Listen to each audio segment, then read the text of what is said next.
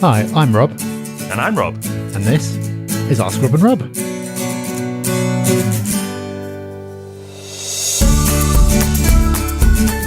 Hello, this is Ask Rob and Rob, where we try not to sound confused when we say our names at the beginning, and then we go on to answer your questions. We got a really, really good question in this week, and we dedicated the whole of this Ask Rob and Rob to that question. But before we get there, we'd love to get your questions in. So, come on. You're going to have one, or two, or 10. And that's okay, because people have gone on multiple times. That's fine too. If it's a good question, he'll get on. No pressure. You just call an answer phone or leave a recording. Yep, the number is 013 808 00035. 013 808 00035. The web address is thepropertyhub.net/ask. Both those options are available to you. And yep, like we said, even if you've asked a question before, we'll let you have another if it's a good one. And today's really is a good one. And that's why we are breaking our normal habit of asking two questions and giving the whole of Ask Rob and Rob over to this question from John. Hey, Rob and Rob. My name's John Ellison. I'm a new listener to you guys' podcast and new to property investing in general. Reading a lot of your guys' work and really excited.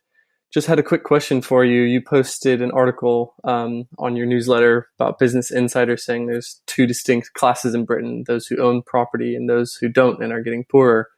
I'm just wondering, I mean, you've made it very clear through your podcast the amazing power that owning property can have in accumulating wealth and making change in your life. But I'm wondering what other power is there for property investors to make social good?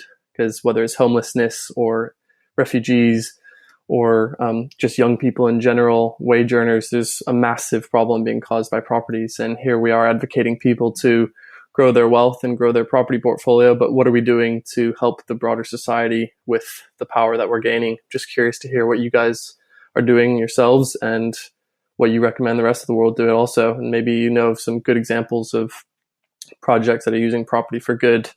I have heard of something called Hope into Action that allows property investors to basically buy a home that can then be used to house vulnerable people like homeless or refugees. And you get small equity growth, obviously with the property, but you basically rent it for free. And so that's just one example that obviously shows so much bigger potential for property use for good. Be curious to hear your guys' questions. Great question, John. Really good. And the reason why we've given this a whole ask is because it's where to start. There's so much to say on this topic. I think the first thing to point out and say is, yes, completely agree, first of all, that there is this social divide that's growing. And actually, we've covered it in some depth in the past. We've talked about the disappearing middle classes. We've actually put an article in the Property Hub magazine as well on this very subject, pages on this subject, in fact. Basically, the theory goes, but it's pretty clear it's happening now, is that we had a lot of people in the middle class bracket before the last crash. And actually, a lot of this was fueled by debt. But a lot of people felt well off before 2008. We had a crash, that debt bubble burst. Debt wasn't around anymore, so people couldn't prop up their lifestyles via debt. And actually, what's happened is there's a wedge being driven down the middle, and people are either moving into poverty or wealth. It's slow. It's not going to happen in a week, and people who are in the middle who don't realise it's happening won't realise until it's happened, because it's very subtle. But it'll take time and years to play out. But if the trend continues, that's very much what's happening. And a lot of that is driven by the fact that it's people who educate themselves, who know what they're doing, can take advantage of this situation. And those who don't educate themselves and who are missing this are being punished by the situation. Now, we've often said, and you will hear us say this time and time again, we're not saying it's right or fair. It actually is probably not. But do you want to be punished or do you want to be rewarded by the situation? We, you, everyone else who's listening to this hasn't created this situation. It's a bad one, but it's happening. And actually, it's been happening for a long, long time, over years and years and years. And it will be accelerated, which can lead into things like social unrest if it's exaggerated too far. This is one of my favourite pub talk topics, where if you get a pint in my hand, this is one I can go on for a while. Now, if it's happening, and you can't directly change the economic model that we live in as an individual, unless you get into power, and I wish you the best with that, John, if that's your intention, then what can you do from a social responsibility point of view?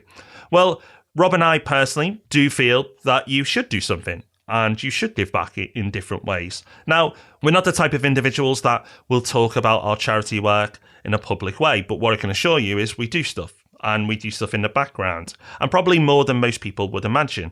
And that's not for you and people to listen to go, oh, aren't you great guys? The reason we don't talk about it is because we don't do it to get pats on the back, but we do it because it's the right thing to do.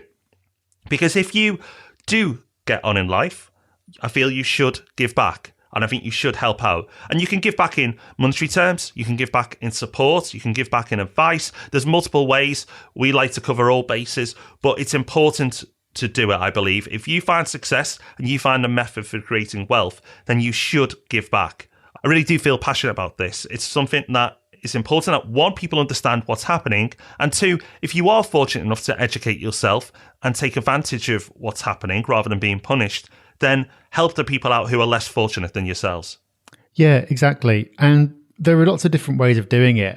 John mentioned specific things that you could do related to property. So, for example, buying a house specifically to house refugees.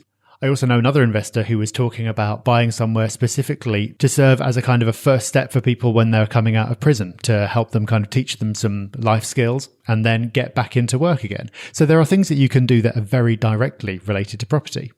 You can also use the income that you get from property to have a direct result. So, for example, we had someone come to one of our summits who had big goals for what she wanted to do with property. And her reason for that wasn't to make loads of money for herself. It's because she was already using all her property income to build schools for girls in villages in India. And she knew that if she could raise a certain amount of money more from property, she'd be able to educate more girls in rural India. How fantastic is that as a motivation for achieving as much as you possibly can? But it doesn't have to be directly related to property either. So there are kind of specific things that you can do, investments that you can make. But more broadly, like Rob said, if you recognize the way that the world is, and yes, the way everything's set up is horribly unfair, if you sit around and just moan about it, that's not going to get anyone very far. So one thing you can do is try to change the way that the system is, and that's great if you want to try and do that. The other thing you can do is just use how it is to take care of yourself and put yourself in a position to give back.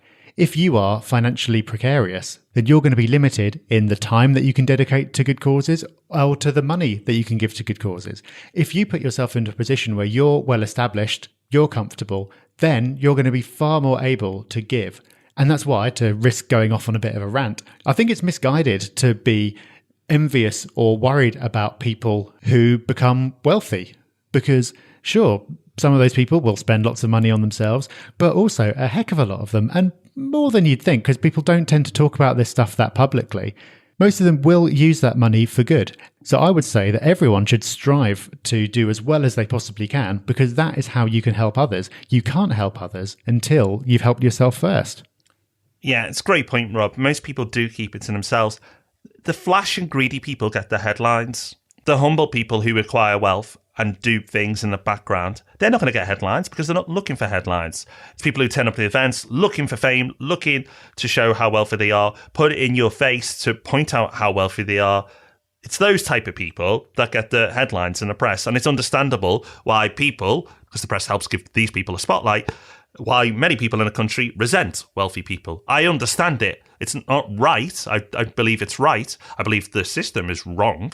But the people who've gone on to do something about it and better their own lives, their families' lives, and then other people's lives, I don't think they've done anything wrong. But you can see why there is disdain for people who've done well, because the media highlights the worst of those people. But there we go, John. As I said, this is a topic that normally in a pub I could spend the whole night on. We feel pretty passionate about this subject, so much so that we will be doing a podcast in the future where we're going to encourage listeners of this podcast to give back in a different way, in a way that they can see direct action. Not going to say too much now, but it is in the works. It is something we're working on. So your questioning, John, was quite timely. So thank you so much. So there you go. A bit of a different episode from what we normally do, but one that we've really enjoyed, and I hope you've got something from it as well.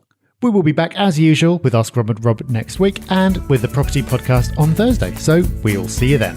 Bye-bye. Bye-bye.